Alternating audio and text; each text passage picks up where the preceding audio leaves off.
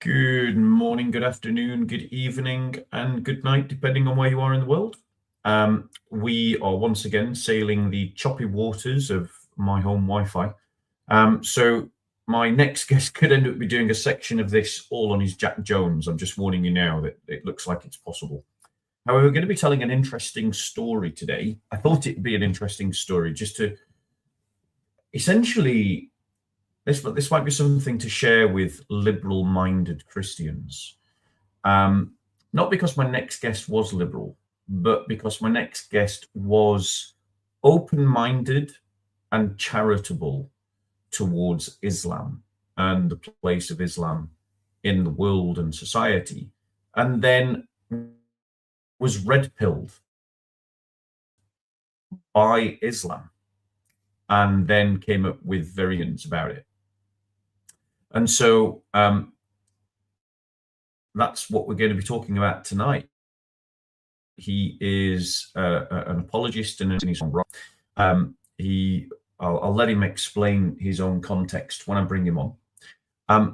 But if you think that the work that I'm doing is worthy of your support, then please do like this video. For those of you that haven't subscribed yet, please do subscribe.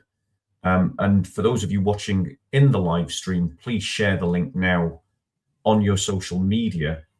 And if you want to support this work, if you want to support what I'm doing, the links are in the description boxes of my videos. I'm not sure if it's in this one. So without further ado, let me bring on my guest.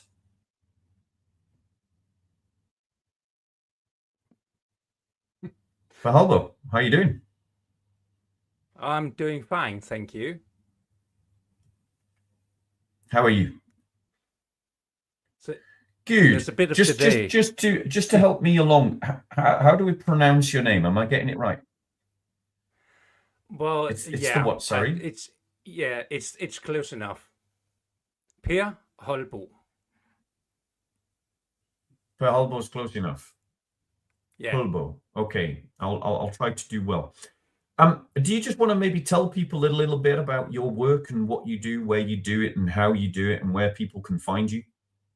Yeah. Well, I have a YouTube channel.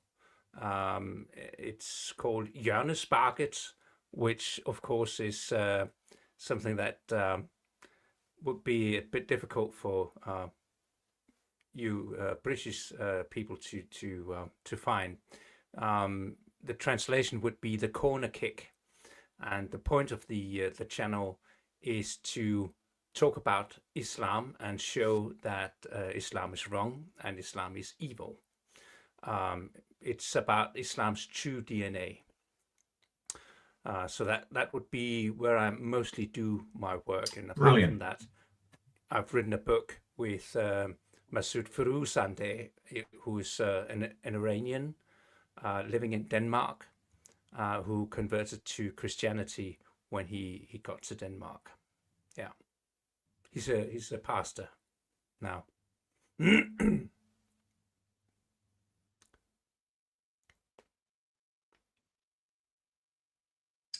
So we are suffering from a bit of lag and a bit of internet problems here. So but I got the basic gist of that your colleague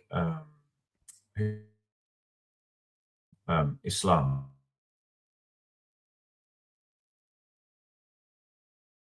story. And Eugene, sorry, which country are you operating in?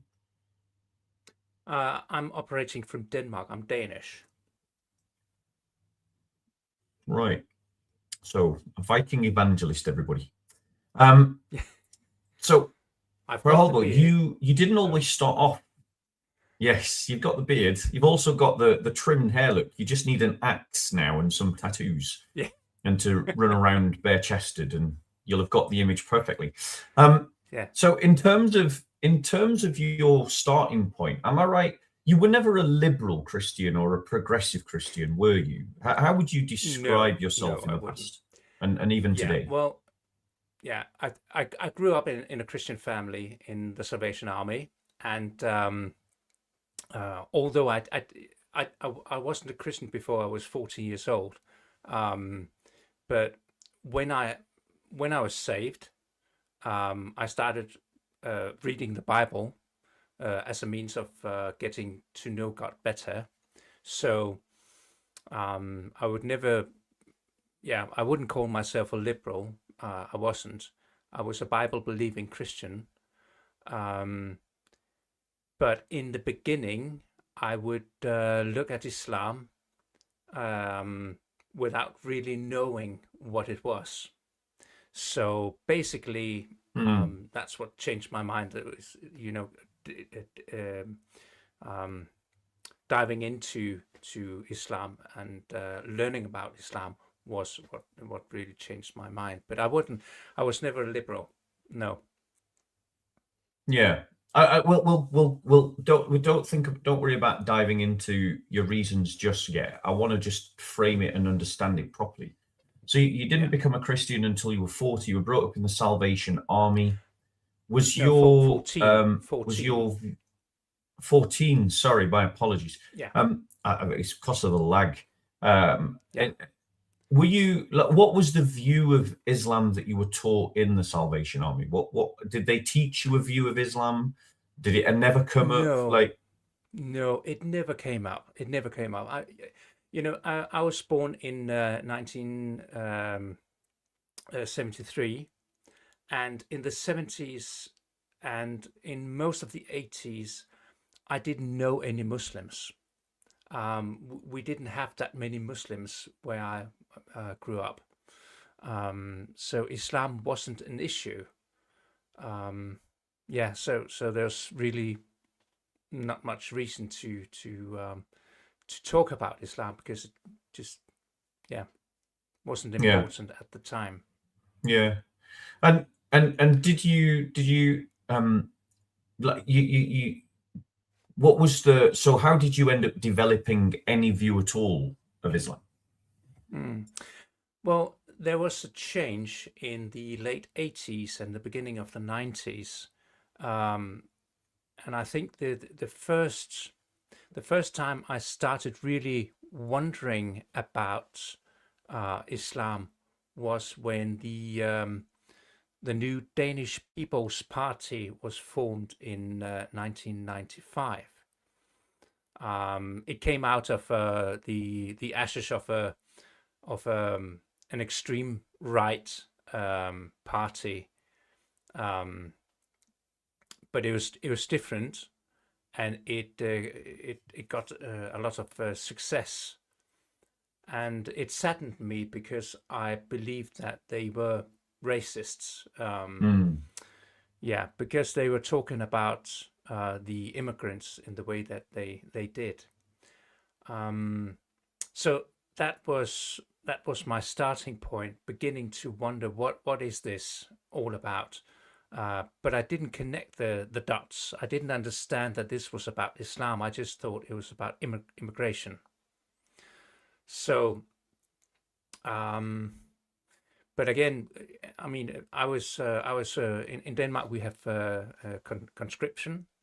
We don't rely on the army to be a professional army mostly. It's mostly of conscripts, and I was a conscript in '93, and at that time, I didn't know any Muslims either. So even as a soldier, I didn't meet any Muslims. So it wasn't, yeah, it didn't come up. And in any case, when the Danish People's Party came on a stage, I started wondering about what was going on, and I started to speak up against it in the right after the shift to the new millennium. I began writing letters to the editor, and I was politically active in the Christian Democrats, which is a party with Christian roots, and it just developed from there, talking about Islam in the way that I thought it was. So it was a time where Pahalbo, could you pause? Yeah.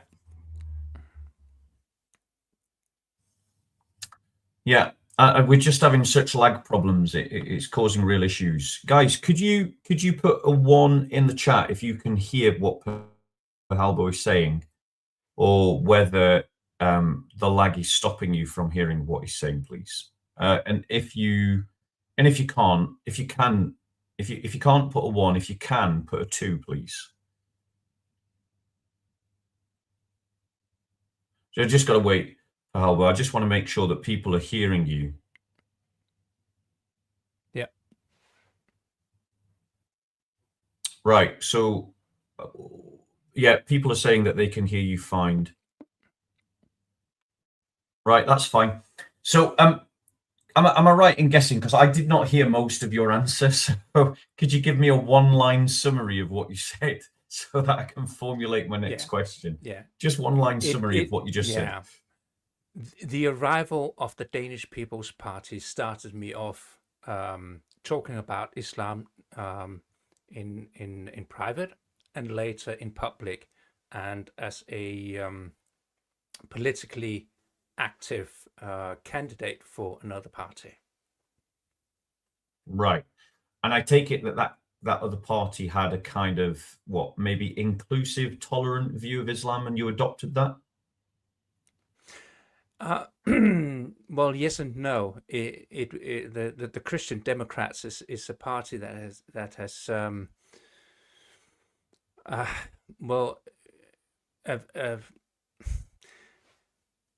it's difficult to explain the view they have on Islam, because on the one hand they know that Islam is not a good thing, but on the other hand they believe that Muslims bringing Islam is not a problem.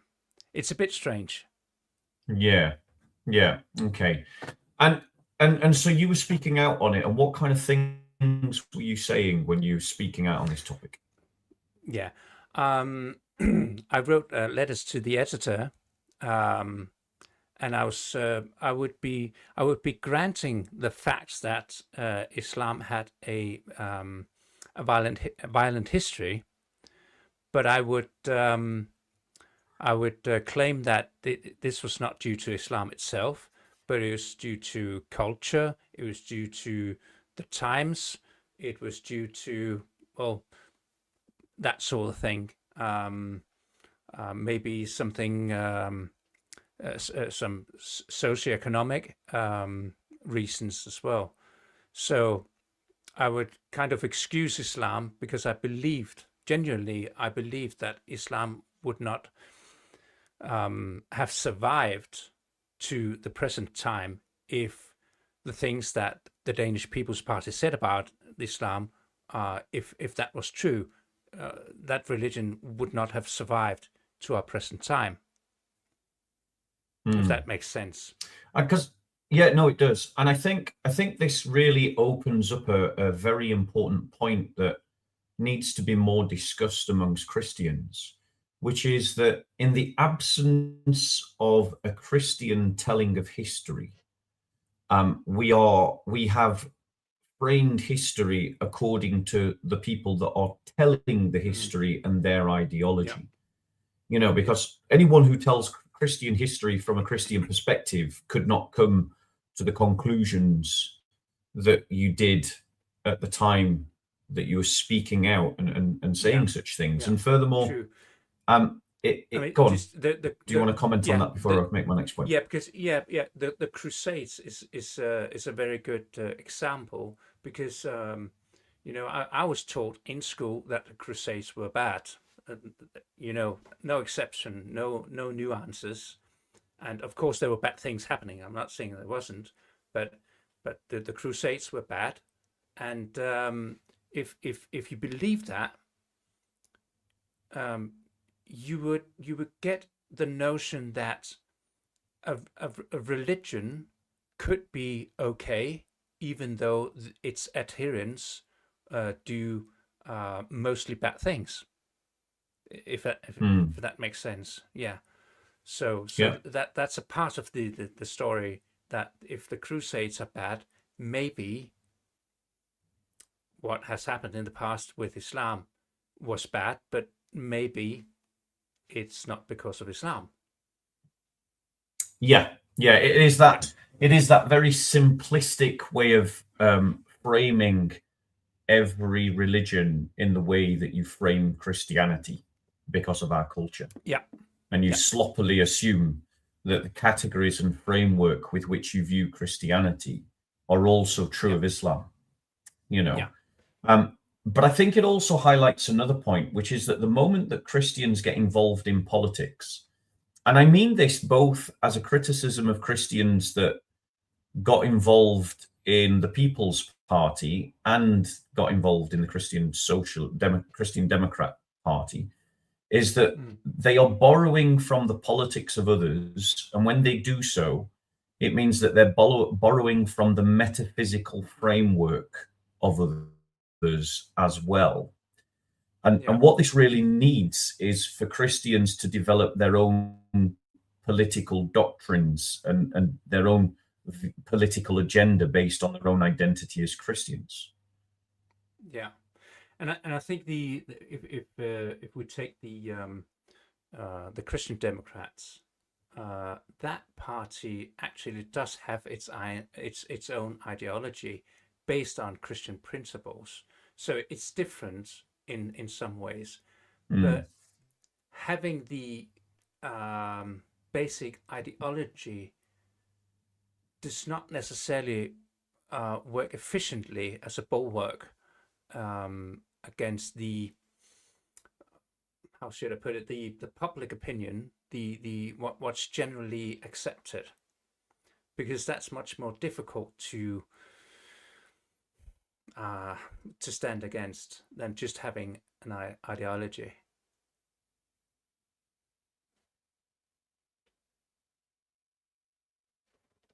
If that makes sense.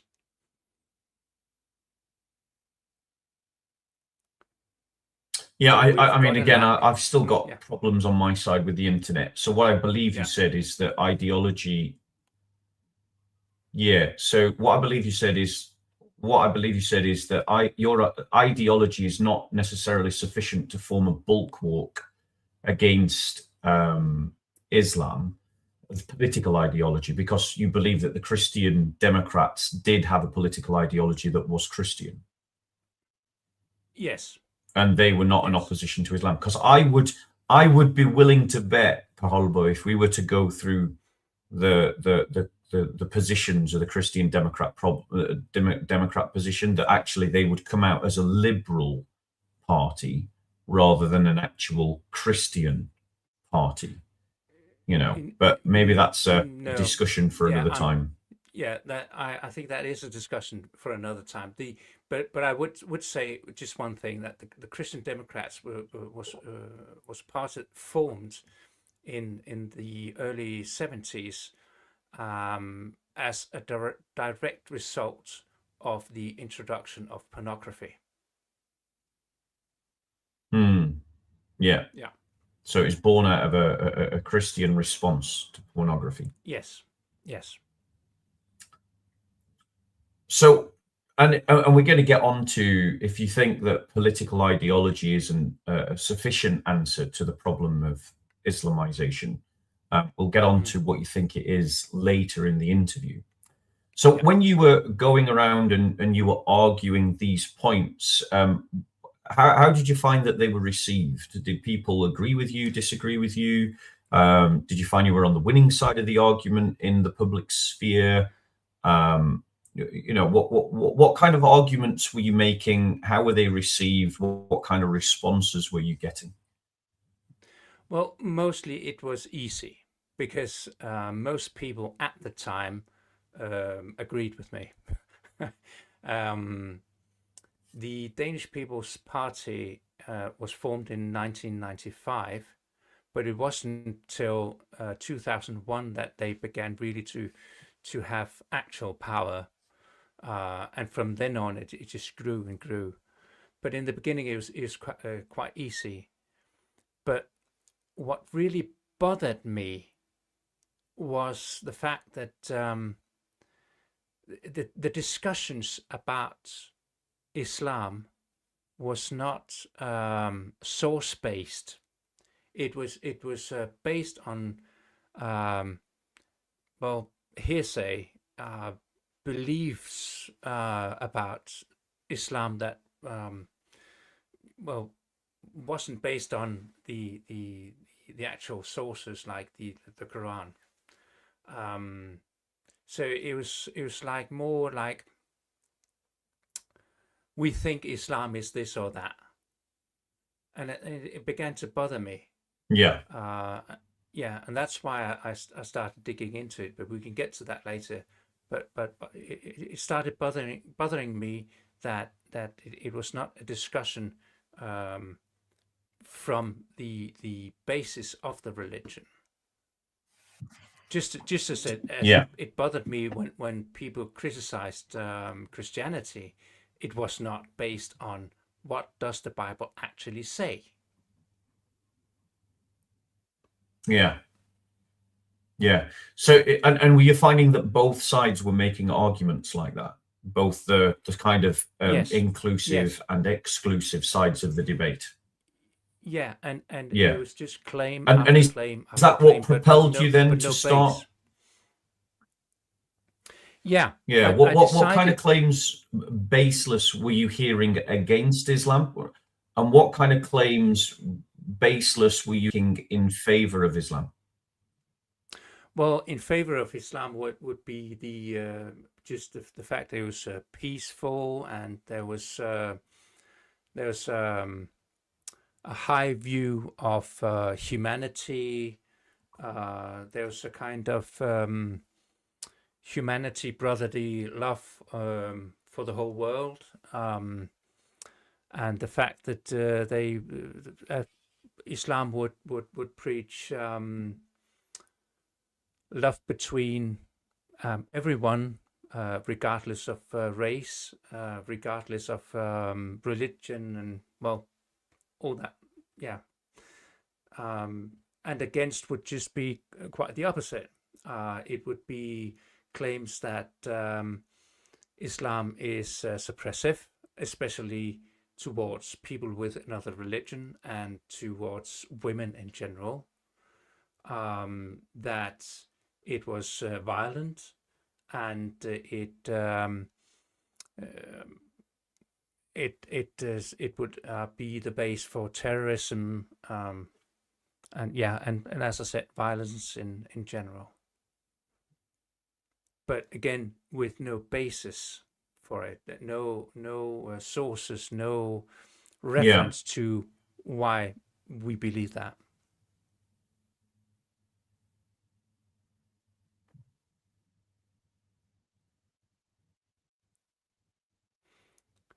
Yeah. Guys, I'm just going to say in the chat, if you cannot hear Pahalbo because of any lag or freezing, do immediately let the halbo perfectly fine. So you've got this debate raging. Accusations are being thrown baselessly from both sides. One that could be described as, in quote marks, Islamophilia, and one could be described, in quote marks, as Islamophobia. Yeah. And then you decide what to pick up the Quran, to pick up the Hadiths. What happened next? Like, did you just walk into a mosque and go, "Hey, can I speak to an imam?" Did you go into a dawah stall and pick up a Quran? Did you go and buy yourself the full works of Sahih al-Bukhari? Like, what happened next? Well, the first thing I did when I decided to dig into it, I decided to dig into the sources, because I thought to myself, I don't want to learn from those who believe something about Islam. I want to know, what does Islam itself teach? And I thought to myself, if I'm to find out what Christianity teaches, I have to read the Bible. So if I have to figure out what Islam teaches, what do I read? I read the Quran. That was my, so that's what I did. And I just began reading the Quran from cover to cover. Yeah. And my goal was that I wanted to know enough about Islam to correct people when they said that Islam was suppressive towards women, that it was violent, that it was immoral, and it sparked terrorism. So I wanted to know that next time I get into a discussion with someone claiming these things, I would be able to point to the fact that the Quran says this and that, so it doesn't, so it's not true what you're saying. So that was my goal. In short, you could say I was looking for the religion of peace. Yeah. What kind of things were you expecting to read in the Quran when you went on this journey? When you first opened that page, what were kind of things you were expecting to read? Maybe it was more what I did not expect to find. Well, let's talk about. Oh, go on. Yeah, I'll let you land, because I think I just don't want you to answer a different question. No. I've got a point. There's a point to it. Go on. You make a point, bro. Yeah. Go on. What I mean is this. It was not as much I'm searching to find this and that. It's more like I was looking to figure. Well, my goal was, I'm going to read this because I know that these things, the evil things, I'm not going to find. What I'm going to find, I expected,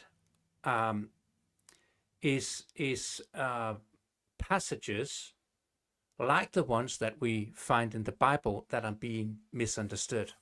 Yeah. That's what I expected. But I also expected to not just find these passages, but find something in the context that would explain why this interpretation, this evil, this bad interpretation would be wrong.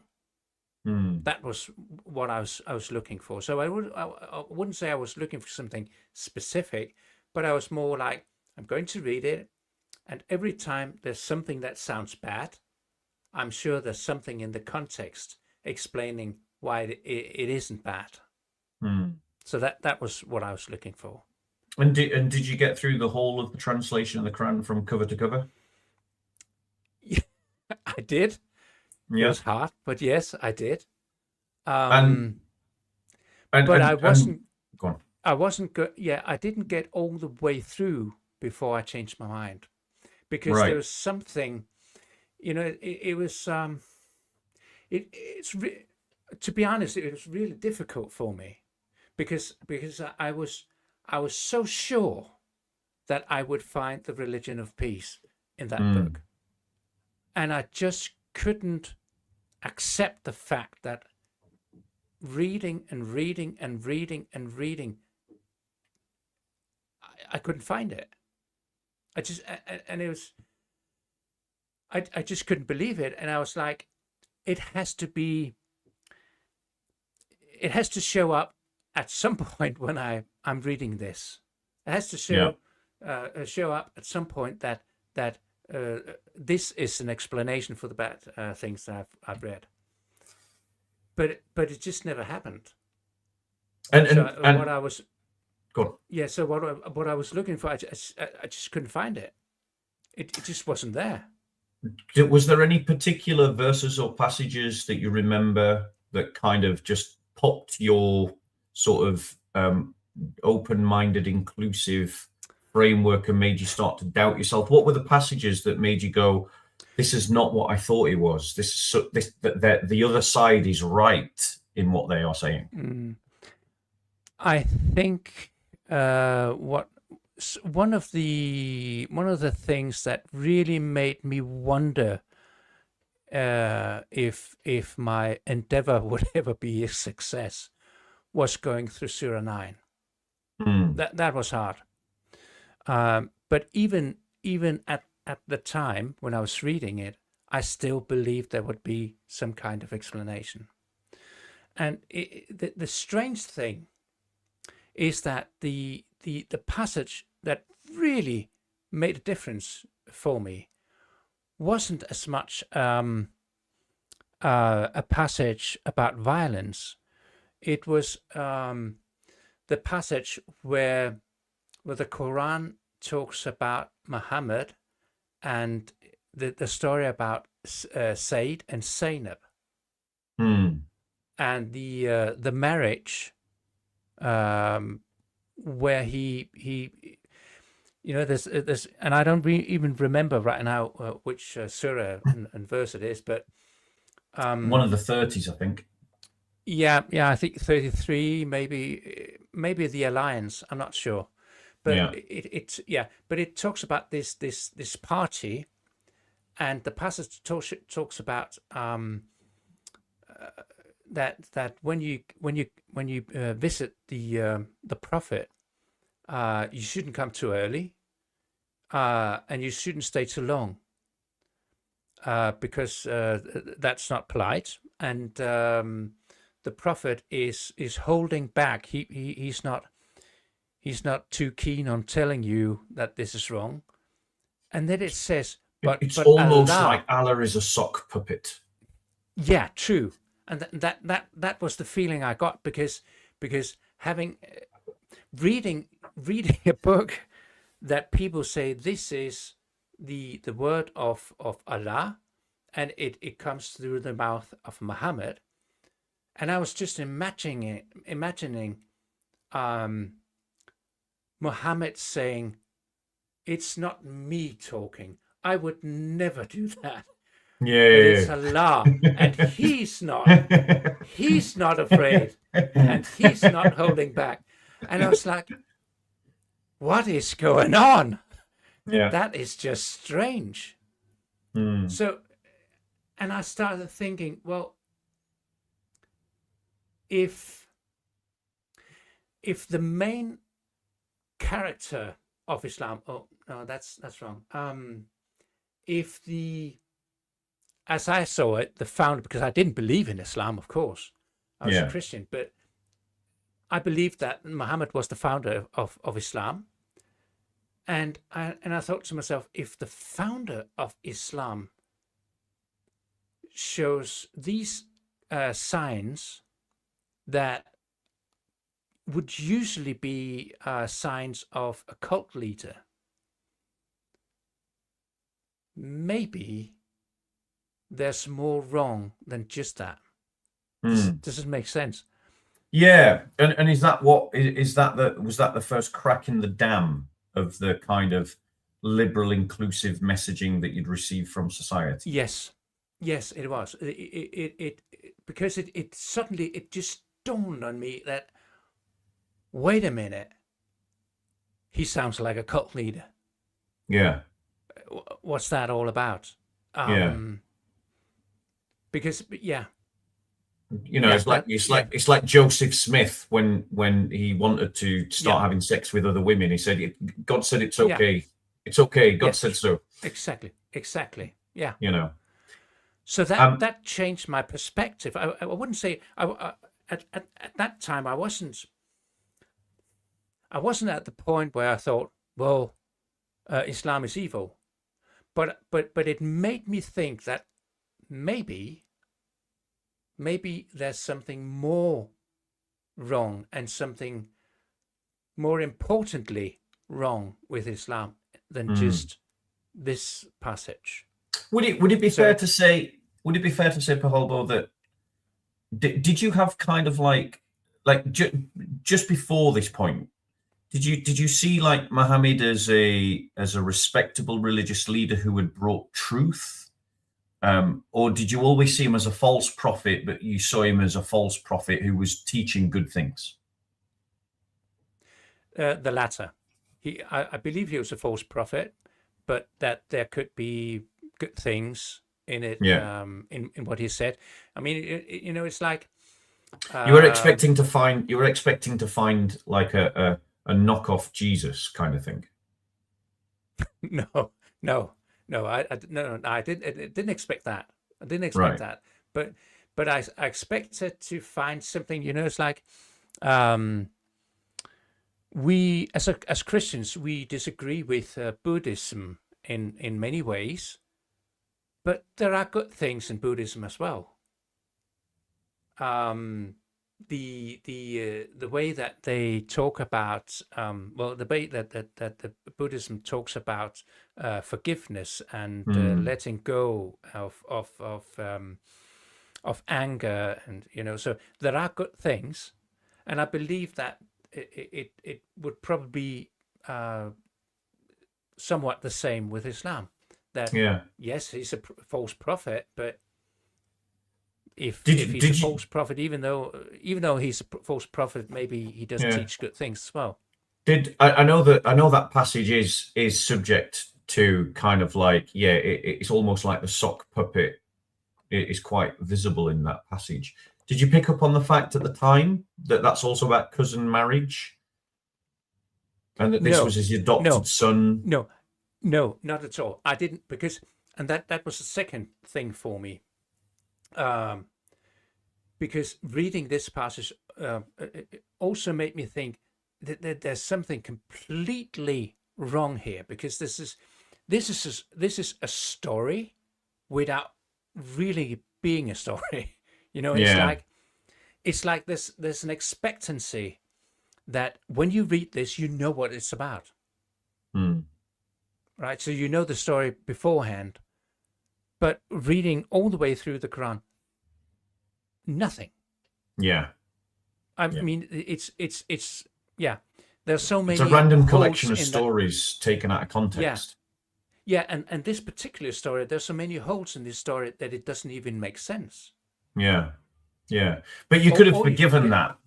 You could have forgiven that. You could forgive that if it was teaching good stuff. So what was the next kind of thing? So that really got us. So what next knocked this sort of like hole in the dam into being a bit bigger?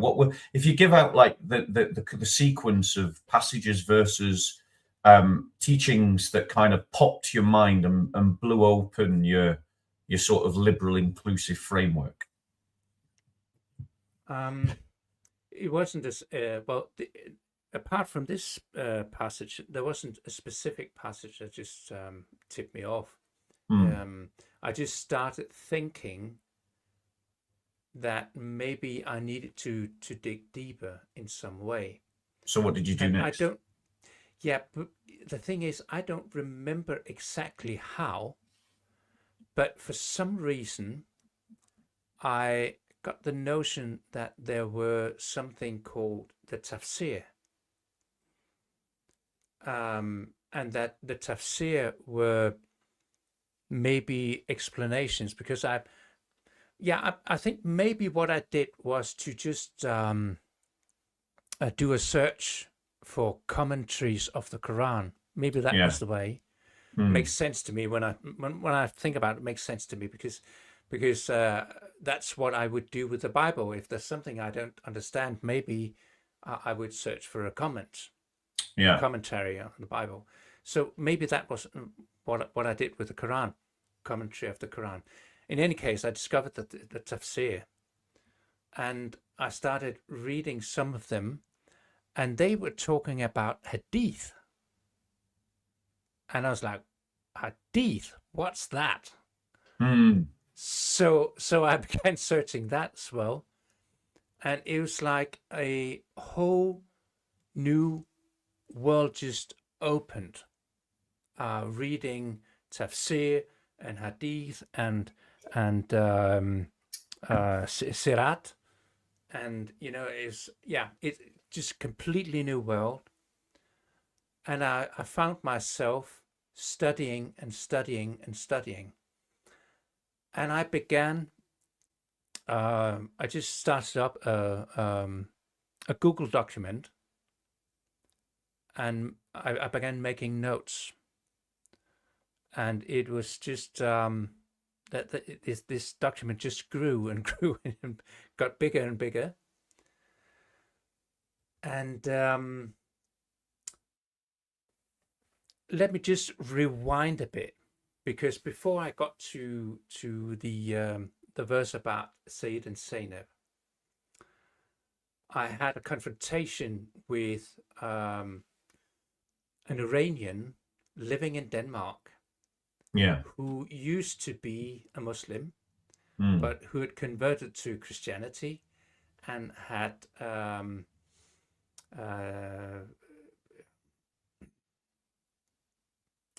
he had studied theology and became a pastor in the state church.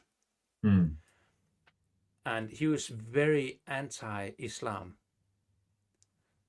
And I had a confrontation with him, well, quite a few actually. But as this, and then I'm going forward again. As this Google document just grew and grew,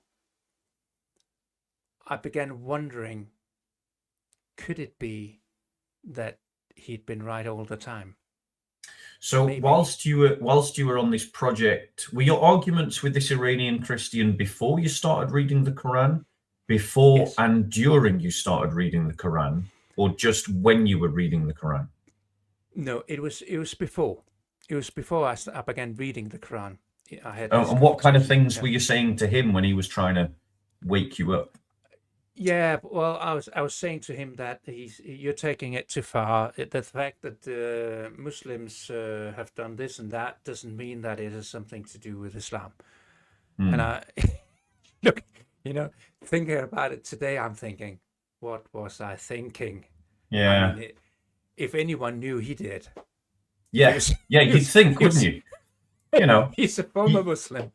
You've got loads of former Muslims trying to sound the alarm and the klaxon, and then you've got all these liberal progressives who don't even know the difference between a tafsir, a book of fiqh, a hadith, a Quran, a kirat, and then they're trying to tell these people that do know you're wrong because I've watched the BBC. I know a nice Muslim at work. And it's just like. You're a moron. Exactly. So you started. Crazy. It really is. But this is the madness that we're in, and this is exactly why, brothers and sisters, ladies and gentlemen, I thought that this story needed to be told, because it so reflects where we are in our society.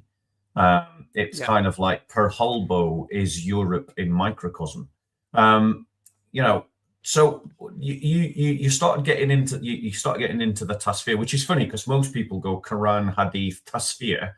You went Quran, tasfir, Hadith, but you're not deep into Islam until you start getting into fiqh and usul al-fiqh and all of that kind of stuff. Have you got to that point? In your journey? No. That's the next stage for you, and trust me, it doesn't get any better. It only gets worse. I think that might be far out in the future, because I'm going through the hadith, and I've decided to go through the hadith. Well, good luck. Not all of them, of course. See you in 20 years. At least the 6 big Sunni hadith collections. So I've Yeah, gone I once through. imagined that I was going to do like a mini broadcast on one hadith a day, and then Yeah. I looked at how many hadiths they were, and I thought, no, this is not going to work. So I've had to rethink the whole project. Yeah, yeah, You know, yeah. I so think I go know on. I've gone through at least 3,000 hadith, Yeah. So because any of you that's the number I've progressives, translated. any of you progressives that are watching this, just bear that in mind. He's more read on Islam than you. So you started reading hadiths, you started reading tasfir, and what happened next? How did that go? You know. Well, it didn't bring me closer to my goal. I can say that. Was there any particular hadiths that just kind of like popped your liberal, inclusive framework, or were another devastating blow to the liberal, inclusive framework? The sexual immorality, definitely. That Yeah. was yeah, that was insane. I mean, the talks about, and you even have that in the Quran. The talks about female captives that you can have sex with, Sexual slavery. Yeah, and the hadiths about adult breastfeeding, and especially I think the hadiths about Aisha being 9 years old when Muhammad had sex with her for the first time. That was it was difficult. It was emotionally difficult. And I think for me, maybe more so because I'd expect something differently. Yeah. Does that make sense? It's, it's like yeah, completely. Yeah. But I mean but you know, like, you know, sexual deviancy is something that could be just limited to time and context. So what was it about that, and what else did you find? So what was it about that made you think, hey, because like lots of people buy into the myth that are pushed by Dawaganda apologists that, oh, it's just because that's what everybody was doing in the 7th century. Yeah. And that is the most insanely stupid argument ever, because the Quran is so clear, and I knew this when I began reading these hadith. I knew this. The Quran is very, very clear that Muhammad is the best example ever, and you have to follow his example, and you have to follow his commands. So stating that, well, that was a different time. Yes, it was a different time, but you need to know that either you go by what Muhammad says and does, or you don't. And if you talk about that was a different time, you cannot follow him. You cannot follow his commands. You cannot follow his example. It's very simple. Yeah, so need to make up your mind. There's a bunch of naive reverts that need to hear that message because they think that they can reform Islam or have a reformed version of Islam. What else did you discover in the hadiths that changed your mind, or was it other passages in the Quran that changed your mind, or other tasfir, or a combination of them? Just elaborate. Tell some of the examples that you came across. Oh, well, as I said, the sexual immorality really struck me as something very bad, but also the part of Islam that talks about what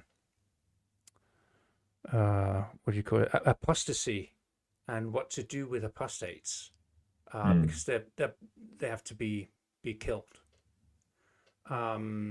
And the violence itself. I mean, just the fact that husbands in the Quran are commanded to keep their wives in line, and if they just fear that the wives will not obey them, there are three things you have to do. You have to admonish them, leave them alone in bed, and discipline them physically. Mm. And I'm being gracious, being generous here, because the number 3 is actually hitting them. Yeah, right. So the Arabic is strike. Yeah. And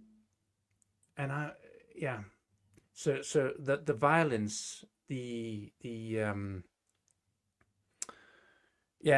the way that Muhammad talks about black people, Ethiopians, very bad as well.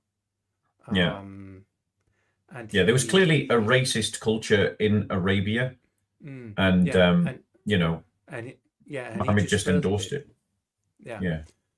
And the slavery issue as well. Mm-hmm. And the how do you put it in English? The 2 tiers. It's like this Dimitude. part of root. Yeah. The apartheid system. Yeah, exactly. There's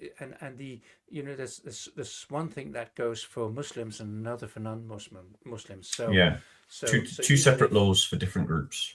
Yeah, and all of this studying led me to Reliance of the Traveler, which made it even worse. Yeah, I've got a copy of it. Yeah. So you are in books of fiqh. That's a book of fiqh. Is it? Yeah. Well, I've got it. It here. Yeah. So you're actually in fiqh. Yeah. Okay. So you've arrived. So that was yeah. And as I'm not sure how to explain this, because it's it was a journey from what in Denmark is in Denmark we call it a Halalhippie. Right. Yeah. Yeah. And this was actually an expression coined by a Muslim politician who talked about halal hippies. Yeah. While he was still considering himself to be a Muslim. Okay. He's a Christian today, and he's studying to become a pastor as well. So, but he coined it. But the journey from Halalhippie to Islamkritiker, it was difficult. It was hard, because I was so sure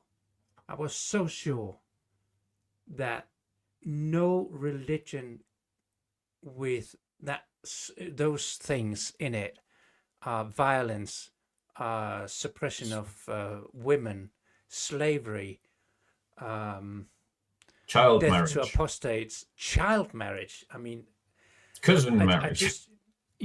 I just couldn't believe that a religion with these things in it could ever survive to present day.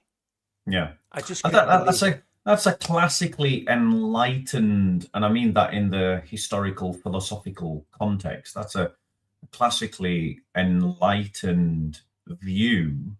And I know you reject the moniker liberal, and I don't blame you.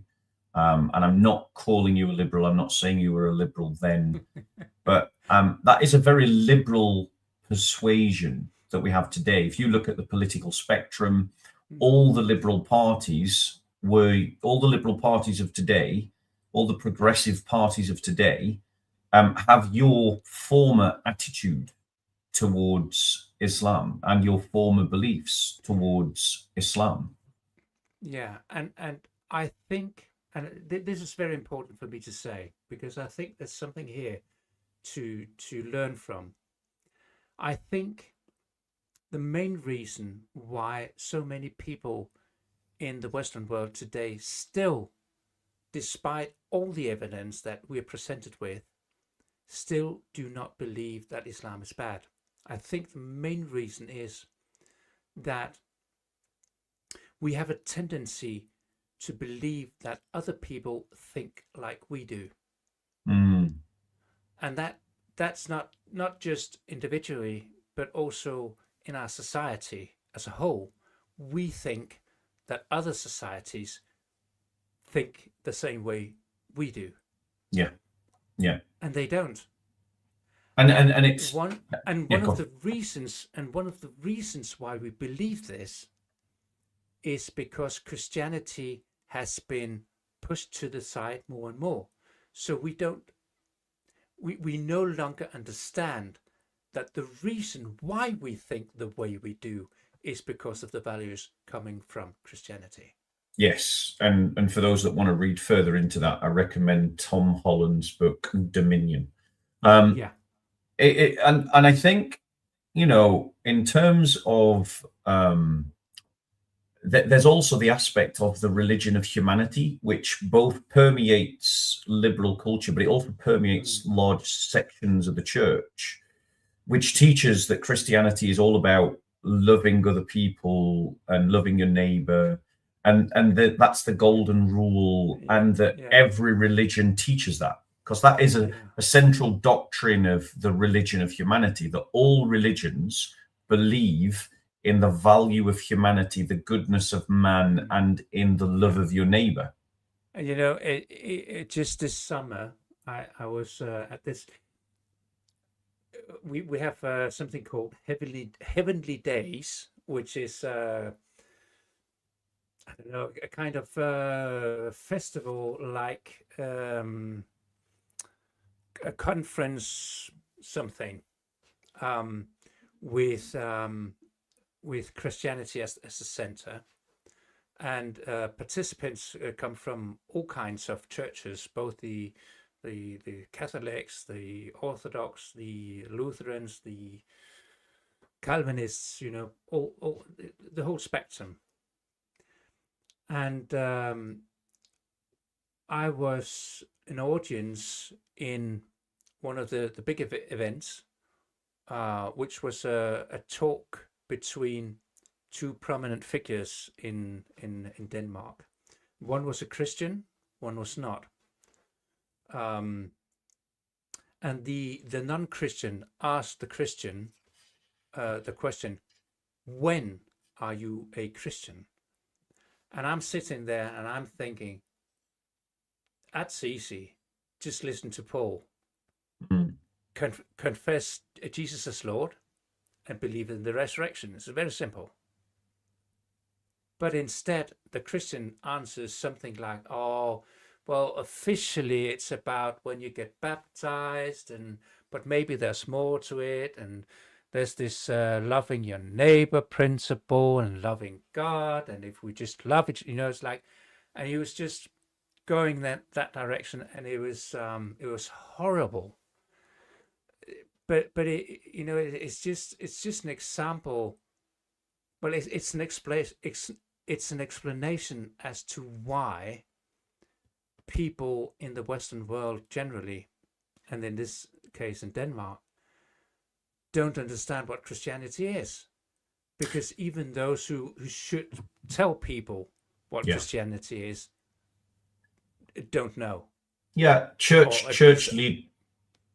Yeah. Sorry, I'll let you finish, and then I'll no, that's okay. Yeah, church leadership is a massive problem. It's basically a lot of Christians who are too incompetent to do anything else are entering the church as leaders, and the church is not having a high enough bar to keep out the incompetence from church leadership. And that's partly because churches are married to their institutions, and they need to keep supplying the manpower to their institutions, which is not there because they refuse to consolidate. And so they keep lowering the bar of who can get in to run the place just to keep it open. Large churches like the Roman Catholic Church are basically doing the same thing, but, well, they're not doing the same thing, that they're getting around the problem by bringing in priests from Africa, which is actually helping to bolster its conservativeness. But churches that are more Protestant and localized to the nation, who can't move people around on a global scale, end up having to lower the bar again and again and again to just keep their institution up, because they won't just consolidate, which is actually what they need to do. Shrink their institution to keep their doctrinal purity. Yeah. And it's strange, because if what people can get in the church is what they can get anywhere else, why go to the church? That's exactly why not just stay outside? Well, that's why the churches are dying, because they go to church and they hear what they hear in their favorite soap, their favorite song, and their favorite magazine, and it's like, well, I already got this. I don't. There's nothing here for me. But also, it comes across as wet. Just comes across as wet, spineless, and weak.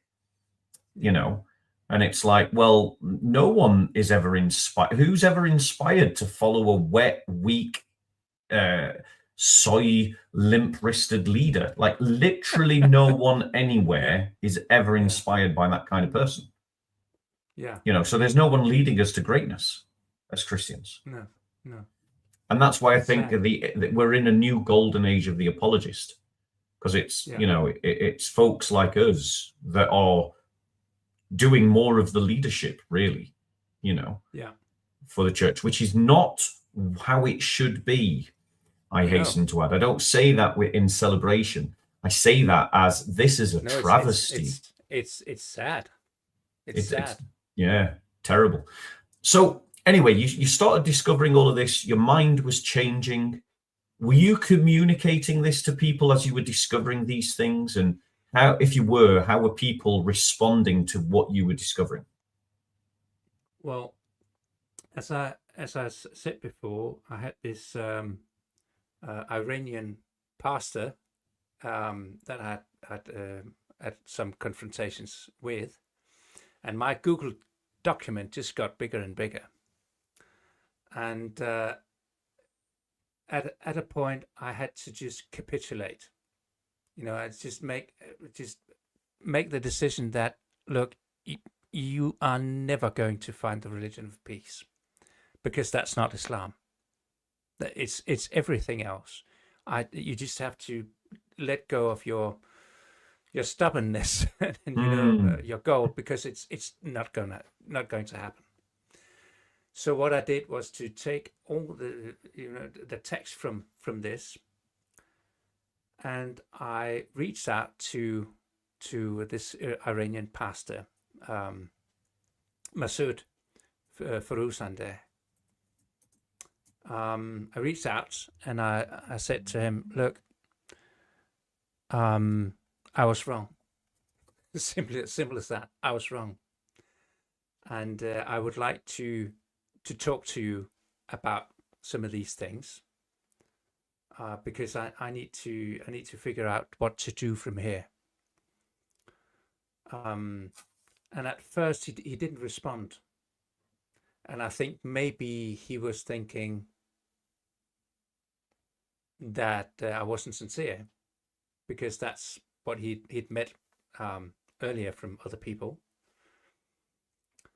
In any case, I took the entire text from that document and I just sent it to him. And I said, look, I know you're writing books.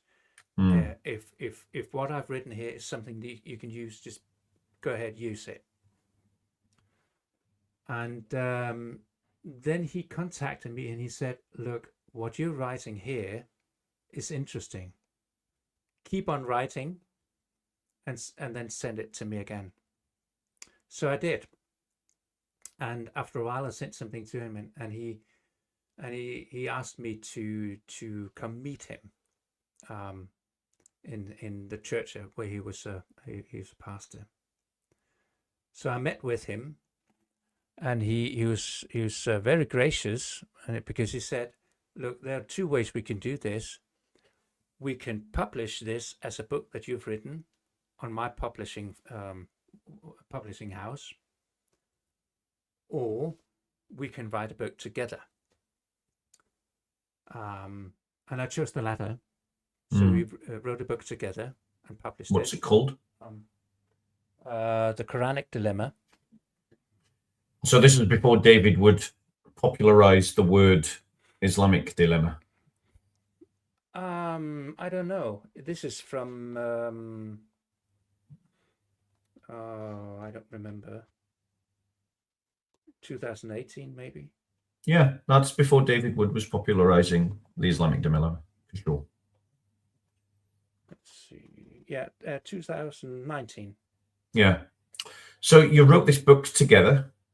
Yeah. And the point of it is that we've written this book, and the point is to write 2 more, but we need to have this sold out before going on to the next. So the first one is called The Quranic Dilemma, sociologically, and that's the sock puppet thesis.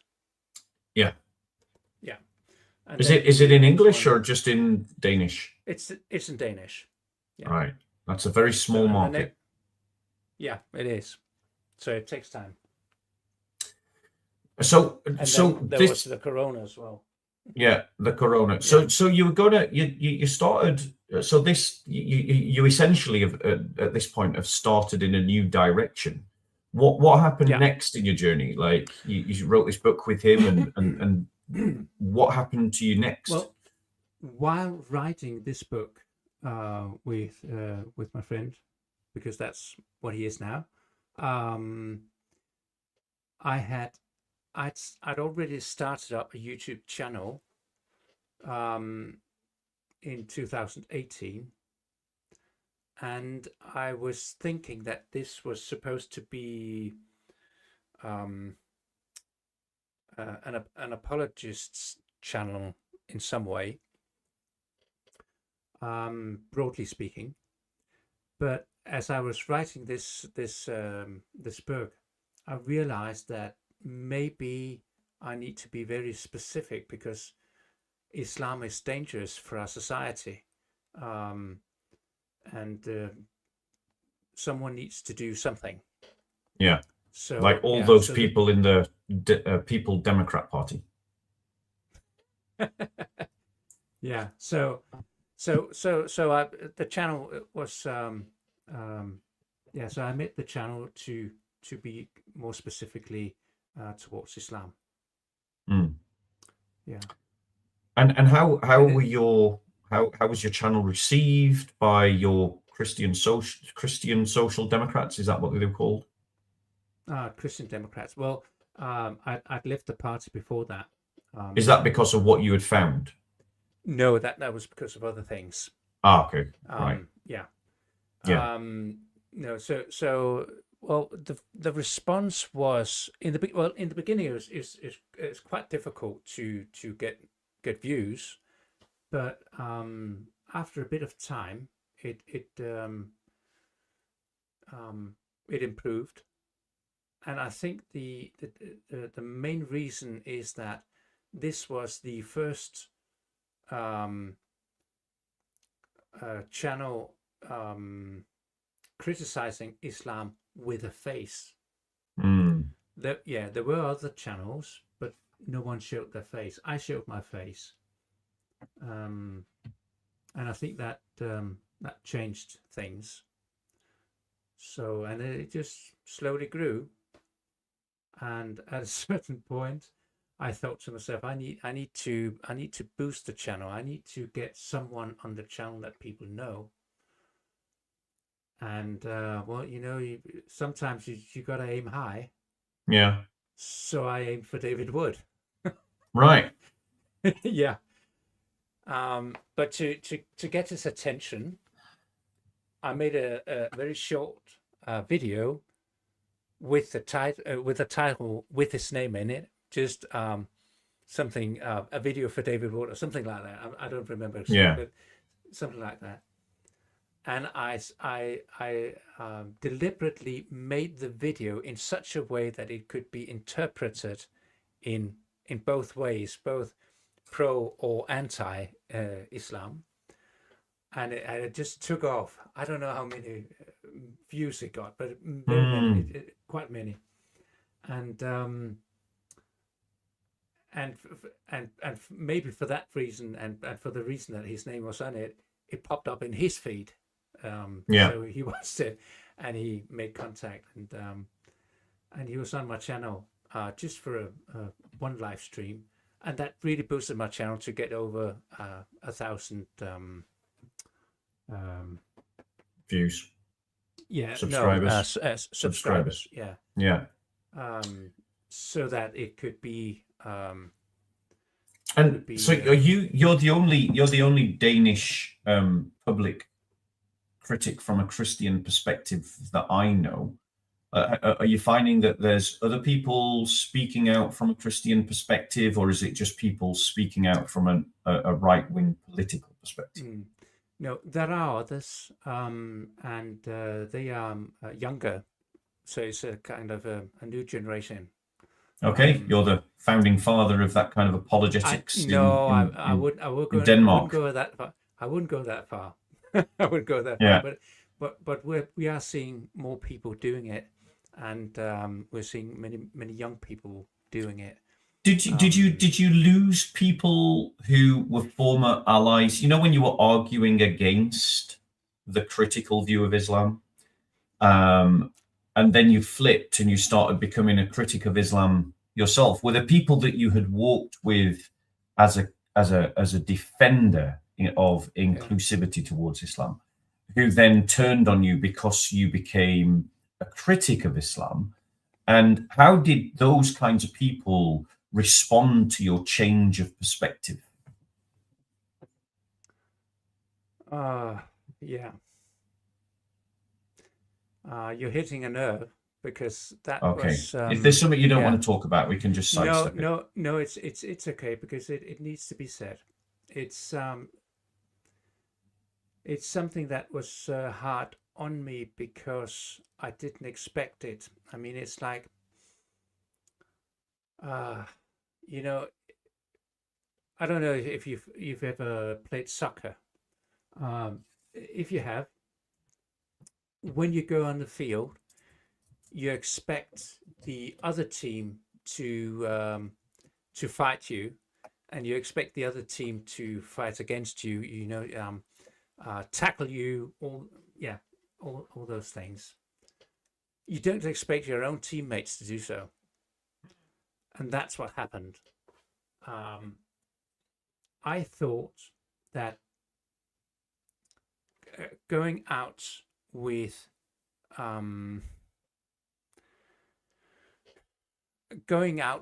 what I'd found out about Islam, I thought that people who knew me would understand I'm not doing this lightly, and they would listen.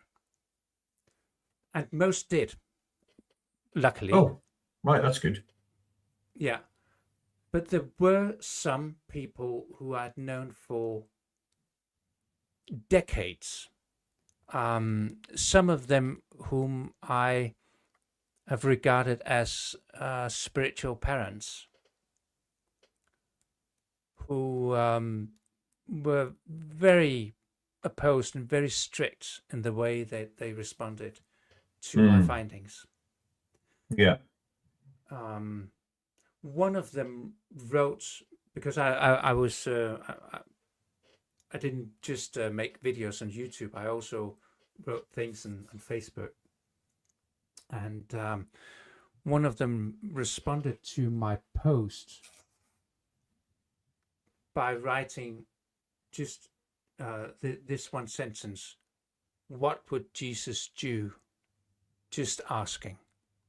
And I was like, no, you're not just asking. Yeah. You're not just asking. You're accusing me of not doing what Jesus would do. And because I'm the kind of person I am, I responded in kind by just stating, well, I think Jesus would be much stricter than I am in this post. And his response was, not the Jesus I know. And my response was to that, well, in that case, the Jesus you know is not the Jesus of the Bible, because, and then I just pulled out some Bible verses with Jesus being really harsh in his language, brood of vipers, and I think that really is part of the problem, is that it and again, it is because of the religion of humanity and how the religion of humanity has perforated the church, and how Christians, because they use the politics of others, then have to lean on the metaphysics of others. We've got this blind spot in the church that then pulls the church either to the left or to the right, but stops it being authentically and sincerely Christian in its perspective, because there's nothing unchristian about standing up against injustice. There's nothing unchristian about standing up against slavery. There's nothing unjust or unchristian about opposing sexual slavery. There's nothing unchristian about wanting to stop child marriage. There's nothing unchristian about wanting to stop cousin marriage. There's nothing unchristian about fighting against apartheids. There's nothing unchristian about defending your brothers and sisters from persecution. There's nothing unchristian about fighting against apostasy. There's nothing unchristian about wanting to stop an ideology that believes in the violent conquest of the entire world. There's nothing unchristian about wanting to uphold the idea that all people should be equal under the law, and that we shouldn't have a religious caste system. I know I have kind of just said that twice, but I'm just, there's nothing unchristian about opposing polygamy. There's nothing unchristian about opposing abortion. And so like a lot of Christians just haven't joined up the dots, because if you ask them on any one of these issues, like, what would Jesus do? They'd go, yeah, Jesus would stand against that. And then you put all of these things into one basket and call it Islam and go, well, shouldn't we oppose Islam? Then a lot of Christians, because of the religion of humanity, get the heebie-jeebies, and they think that actually what we should be doing is being nice. Yeah. Not pursuing also, justice. I think also some of the problem is that we've just we've missed the whole of Jesus. It's like we have this kind of Disney version understanding of Jesus, the Mr. Nice Guy, who's always gentle and always nice and always, and he is all of those things, of course, but he's also harsh when he needs to be. And it's like we've forgotten that.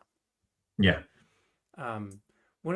In one of my posts, there was a woman who I've known for decades, and I regard her as one of my spiritual mothers.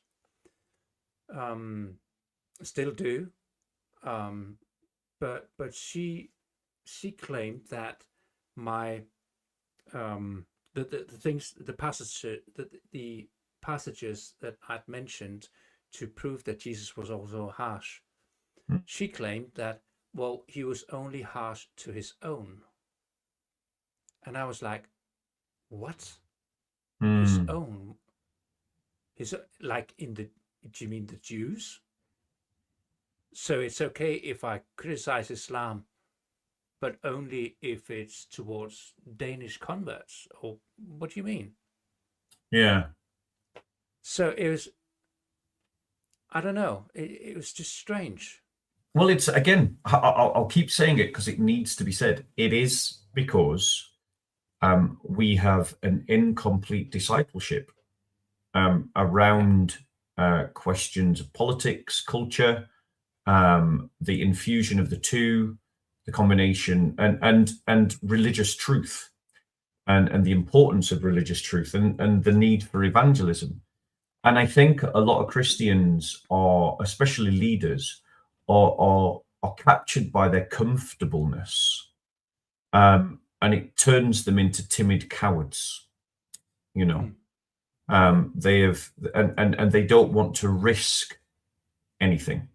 You know, and we've raised generations of weak Christians, and so we've got weak leaders raising weak Christians and weak men.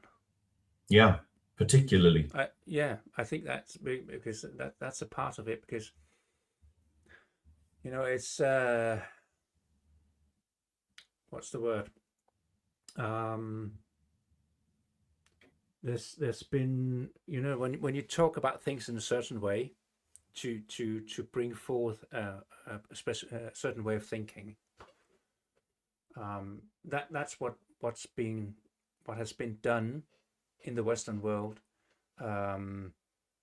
to make it to make people think that the virtues that are mostly connected to being masculine, being a man, are now being considered to be bad, be wrong, and something that has to be diminished.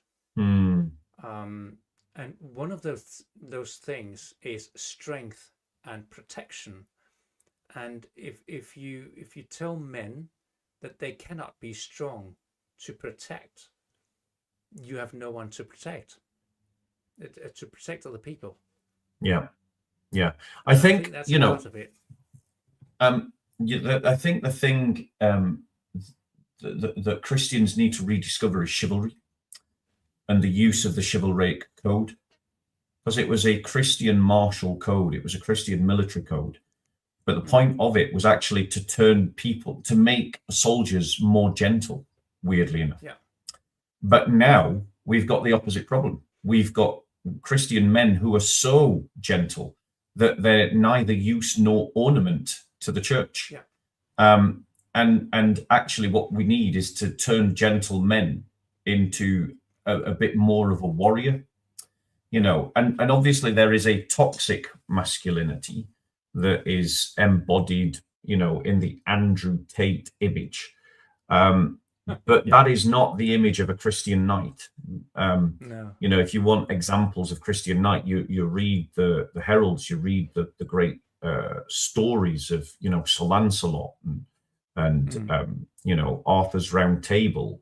And these communicate the values of what it is to be chivalrous. And part of an essential part of that is courage, which incidentally is one of the most common commands in Scripture. Do not be afraid. Yeah. Have courage. Stand strong. Be firm. And yet we do not disciple men with these values, these virtues, because the church doesn't know what to do with masculine energy. It's frightened of conflict, it's frightened of confrontation, it's frightened of competition, because it has built on effeminate values to the exclusion of masculine values. And so when men come to church embodying masculinity, the church doesn't know what to do with it. I've got an idea. Let them be men, but tune them into being chivalrous men. Yeah. And they will respond. They will. I see it all the time. I've got men coming at me from all directions wanting to learn about Christianity because they like the idea of masculine Christianity. They like the idea of a muscular Christianity, which when you get down into it, all I'm saying is let's have a change of attitude. That is literally the whole project of masculine, muscular Christianity, is let's have a change of attitude. That's the fullness of the project. So tell us, because I think we've kind of told the story. Obviously, you've come out this other side now. You're now fighting on you've done a full 180, and now you're fighting in the opposite direction.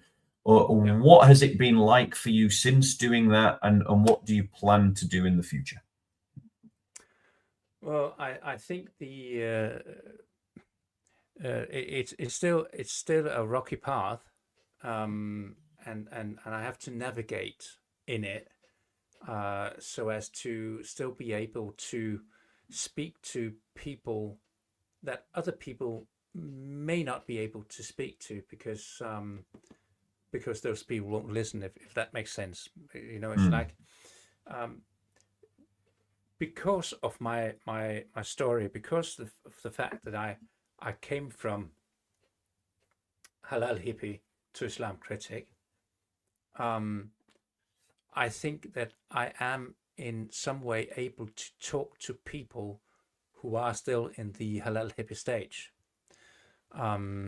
because I can tell them my story, and I think that's a thing that makes me different than many others maybe, is that anyone can say that I used to think this, now I think this, but I can prove it because of the letters to the editor that were printed in our local newspaper. So I can show that I once thought as they did, but now I think differently. So that's rare. So that's one of my that's one of the things I really want to hold on to, because I want to make a difference, and I'm still continuing that path. At the same time, I also need to pick my battles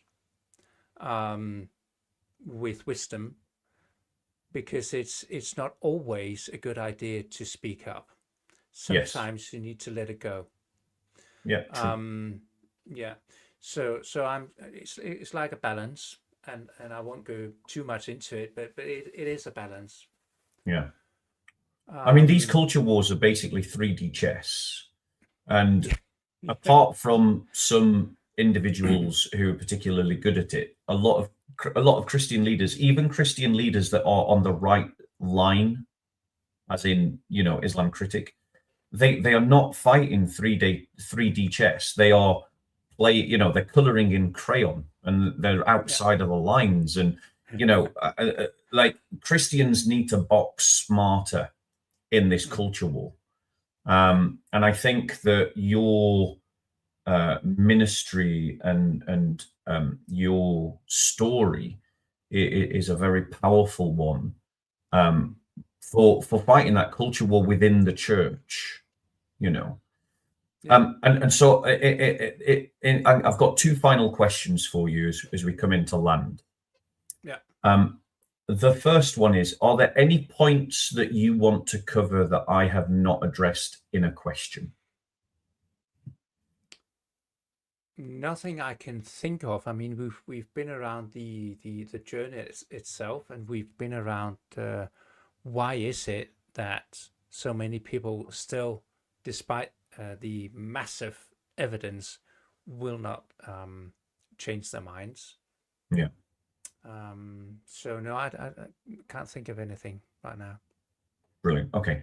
And the second question would be, this is where I appeal to everybody who watches this. We all know some well-meaning Christian that has a naive, optimistic, in quote marks, and not really quote marks for me, but in quote marks, liberal view of Islam, and is a defender of an inclusive attitude towards Islam as a religion. So obviously people are not the religion, with a view that, Islam is good. It's just like Christianity. It teaches the same things, and it's a religion of peace, that kind of attitude. Please share this video with them. And so my final question to you, Pahalbo, is assuming that now there's going to be people who are watching this who had your Halalhippie attitude, what would you like to say to them directly? Bearing in mind they're Christians. Yeah, read the Quran. I mean, begin there. Just read it. Instead of listening to what Muslims say, instead of listening to what I'm saying, instead of listening to what Bob is saying, instead of listening to David Word, Jay Smith, whoever, just dig into it yourself. Read the Quran, because you will understand what the point is. You will understand what is wrong. It's like one of the things that struck me reading the Quran is that it seems to me like the verses have just been put in a pile and thrown in with a shovel, which makes the Quran difficult to understand, and it makes the Quran difficult to go through, actually read through. But do it anyway.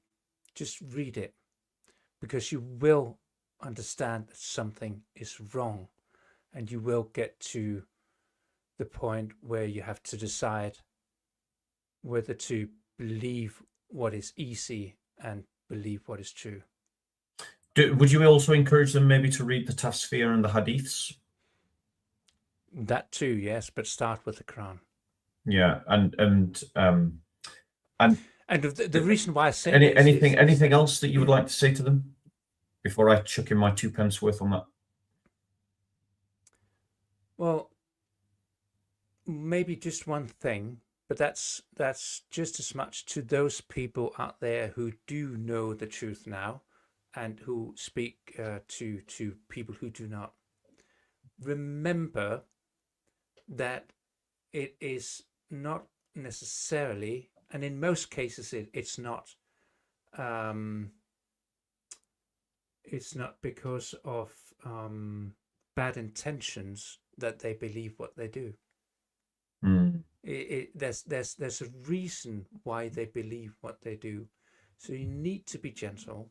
You need to understand that to bring them from that position to a better position, you need to be graceful. You need to try to understand where they're coming from, and maybe ask questions. Because if someone says to you, well, Islam is the religion of peace, yeah, just ask questions. How do you get to that? How did you come to that conclusion? And when I show you this verse from the Quran, what do you think it means? How can you explain that this fits in the an understanding of Islam as a religion of peace? Just ask questions. Okay, I would just also like to say to such people, if you are someone who with that inclusive, generous, hopeful, optimistic framing of Islam as a religion, we just want to make clear that neither myself nor Per Halbo have any truck with hatred of Muslims. We make a distinction between Muslims and Islam, and we know that there are good Muslims, but those good Muslims are good people, not because they are following Islam, but precisely because they are not following Islam. Yeah, they're not good Muslims because they are following Islam. They are good people because they are not following Islam. I think I kind of messed that point up, so let me just say it again.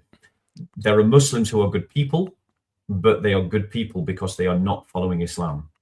There are people who are good Muslims, but by becoming good Muslims, they tend to become bad people. Yeah. And that is because they are following Islam. So we're not saying that all Muslims are bad. We know that there are good people who are Muslims. And we would also like to say that, if you're doing this, but you are not certain of your own faith in Christ, then pause, put down the Quran, and establish yourself firmly as a Christian first. Because Per Halbo entered into this journey, and I just want to highlight this point. He entered into this journey in the knowledge that Muhammad was already a false prophet, and that Jesus Christ was the truth, the way, and the life. Is that fair, Per Halbo? Come again. That you entered into this journey already certain that Christ was the way, the truth, and the life, and that Muhammad was a false prophet. Yes. Yeah. If you can't agree with that premise, then stop reading the Quran and go to the Bible, read the Bible until you have firm convictions about Jesus. And if you have those firm convictions about Jesus, and you can affirm that Muhammad is a false prophet, even if you think he's a good man teaching good things, then go away and read the Quran and see if that marries up with what you actually think is the case. And finally, if there are any sort of progressive Christians out there, liberal Christians or halal hippies out there who want to defend the idea that Islam is a good religion, that all religions teach the same, then either challenge me or challenge Pahalbo to a debate. And let's see if you can defend your argument against evidence. And finally, go with the evidence, just like Pahalbo did. If the evidence overwhelmingly suggests that the hopeful, optimistic, positive view of Islam does not weigh well against the evidence, then be willing to drop that story and to see Islam for what it is, just like we do. Because as you were speaking, Pahalbo, it struck me that I was not raised in a Christian family, and I nearly became a Muslim. I considered becoming a Muslim because a Muslim tried to evangelize me at school, and it was actually the same kind of things that you discovered that put me off Islam. You know, Muhammad's child marriage, Muhammad's violence, Muhammad's sexual slavery. You know, these were the things that put me off Islam in the first place. And by looking at Muhammad, I saw Jesus even brighter. More luminous was the Christ in contrast to Muhammad, and that led me to Jesus. You know, so okay, thank you very much, Pahalbo. That was beautiful. So Muhammad led you to Jesus, is that? The horror of Muhammad led me to Jesus. Yeah. Good. Great. Do you want to close us in a prayer? Just if you want to pick a psalm, any psalm at all, whichever psalm you want to read, and then feel free to read it in Danish, because unlike Islam, we don't believe in a sacred language, and Danish is as beautiful as English, and it's as beautiful as Hebrew, and it is as beautiful as Greek. We don't buy into that Arab imperialism, and we haven't got a Christian equivalent. So you read a psalm and you read it in Danish as our closing prayer. Yeah. Let's see.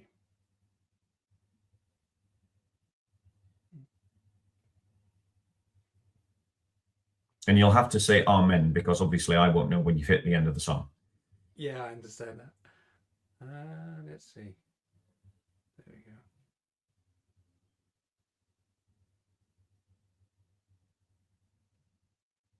Okay, it's Psalm 23. Okay. Ja, okay. Herren er min hyrde, jeg lider ingen nød. Han lader mig ligge i grønne enge, han leder mig til det stille vand. Han giver mig kraft på ny, han leder mig af rette stier for sit navns skyld. Selvom jeg går i mørkets dal, frygter jeg intet ondt, for du er hos mig. Din stok og din stav er min trøst. Du dækker bord for mig for øjnene af mine fjender. Du salver mit hoved med olie.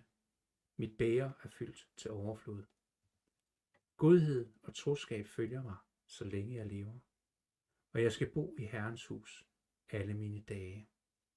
Amen. Amen. Thanks be to God.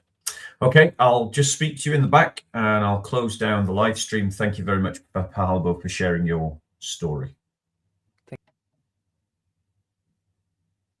Good night, God bless, and peace be with you guys. Please do support the channel by pressing like, clicking on the subscribe button, sharing the videos. Do go and look at the past catalogue that I've got on my channel. It's worth going and having a look at the past live streams that I've got up. And if you want to support the work, all the links are in the description boxes of the video and will appear in this one as well once I've got Pahalbo's details to put into the description. Thank you, good night, and God bless.